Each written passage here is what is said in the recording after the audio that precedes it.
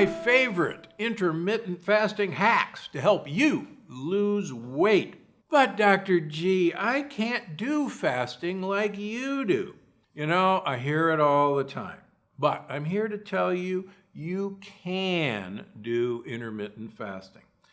I'm today going to give you 5 insider hacks to help make fasting easy and actually enjoyable. That means no hangriness, no headaches, and all the benefits. Okay, here we go. First of all, you don't jump into the deep end of the pool for fasting.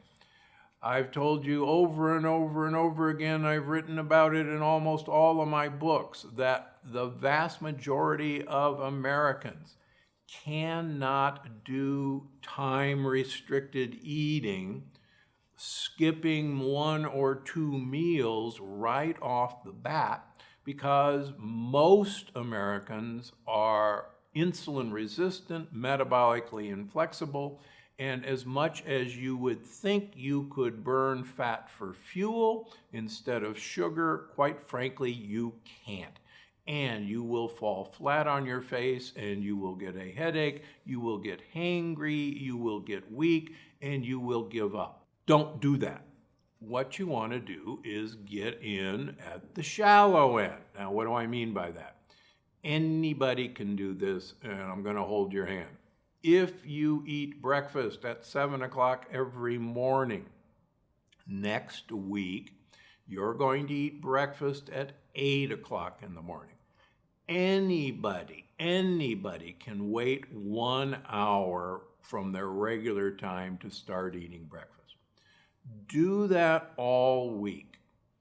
Take the weekend off. Enjoy yourself. Go back to whatever routine you do on the weekend. The following week, you're going to eat breakfast. And remember, the word breakfast is break fast. You're going to eat breakfast at 9 o'clock instead of 8 o'clock. And you're going to do that all week. And then, for a reward, you get the weekend off. The following week, if you're doing okay, we're going to have break fast at 10 o'clock. Now, some of you can make it to 9 just fine, but then 10 o'clock, it's a little tough. That's okay. Go back 9:30. Try that.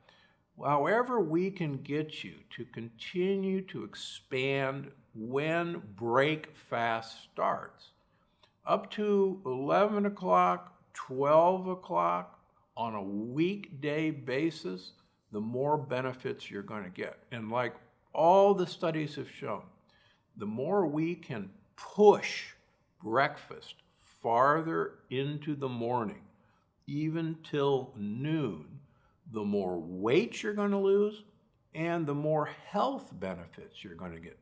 So that's go in the shallow end. Don't dive into the deep end. Second trick, and this may be the best trick there is. There's a fascinating theory called the gut-centric theory of hunger.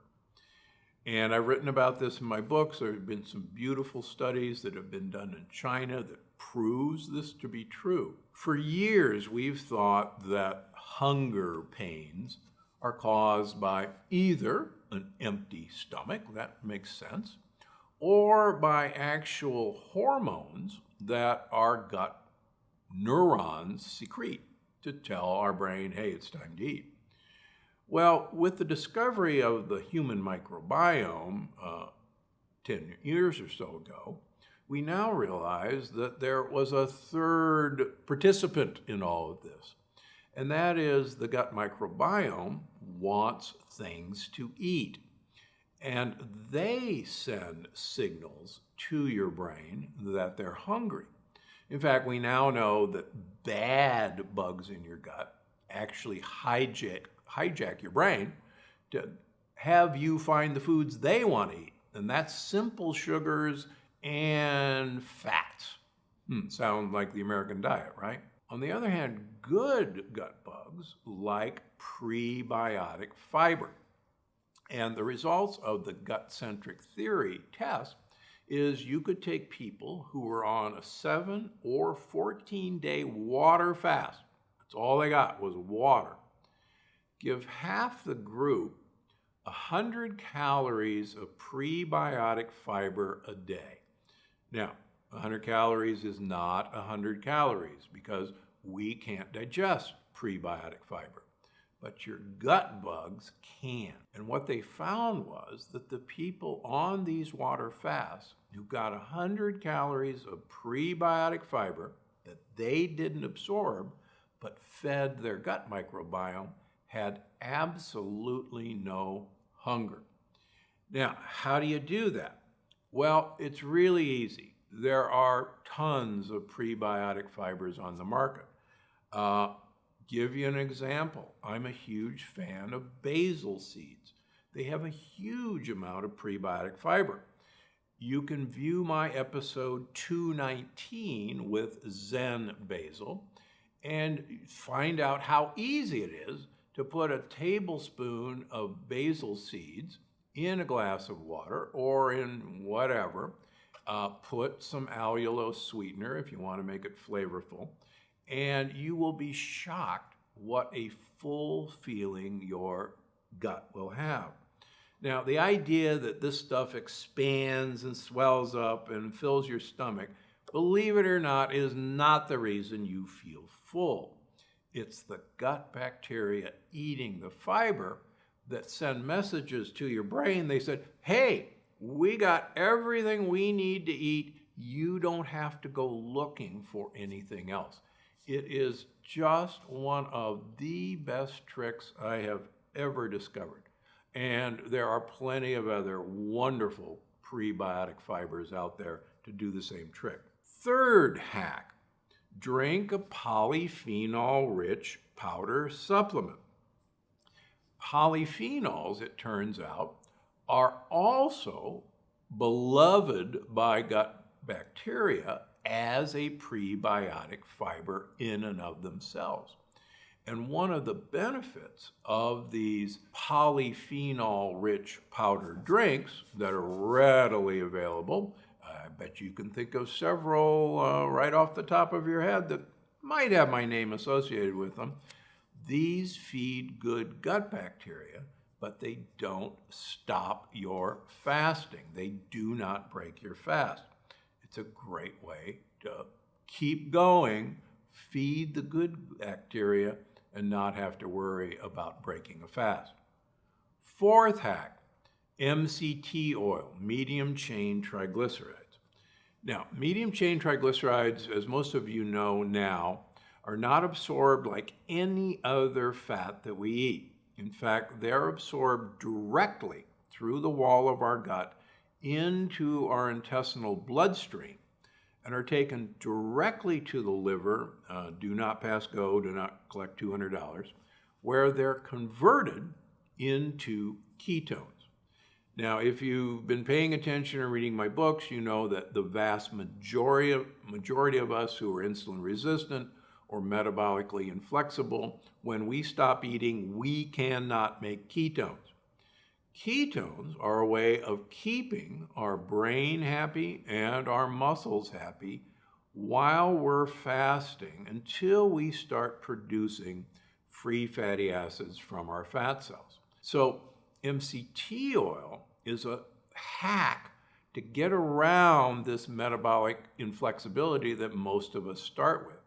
So just putting some MCT oil in your coffee, along with, hey, dissolve some prebiotic fiber in it, that will kickstart your own production of ketones without breaking a fast. It will not have any impact on fasting, and it's another easy way to ease into this process. Again, just getting your feet wet rather than diving headfirst into the pool. Finally, another one of my favorite tricks is have some healthy Coke. You may now know that I was the originator of the idea of having a healthy Coke, which consists of balsamic vinegar and sparkling water. My favorite is San Pellegrino. To mix those two together, and you will get a Coke-like experience. Now, why should you do that? It turns out that balsamic vinegar, and other vinegars for that matter, are loaded with postbiotics.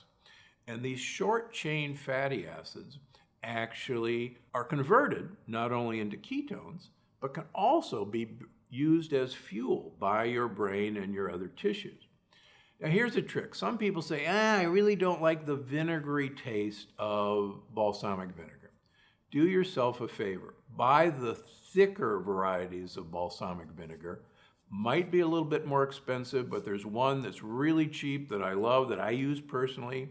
It's Napa Valley Naturals Reserve Balsamic. It's easy to find. If you can't find it anyplace else, it's on Amazon. Try it. It's thick and rich and delicious, and it will make your healthy Coke really taste great.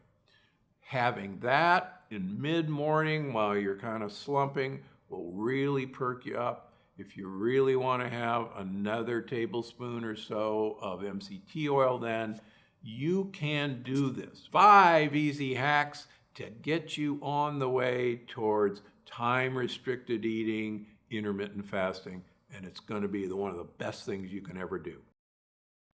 If you found this video helpful, I think you're going to love this one. Walnuts are one of the best things that you can do. So grab yourself a handful of walnuts every day. I recommend you have about a half a cup.